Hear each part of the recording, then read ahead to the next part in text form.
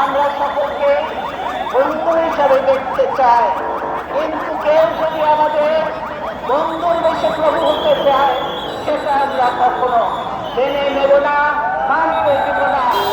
আমরা স্বাধীনতা যুদ্ধে আমরা বিজয়ী হয়েছি, সামনে আবারও যদি আমাদের দেশের জন্য, মানুষের অধিকারের জন্য সংগ্রাম করতে হয়, সেই সংগ্রামে আমরা করব ইনশাআল্লাহ।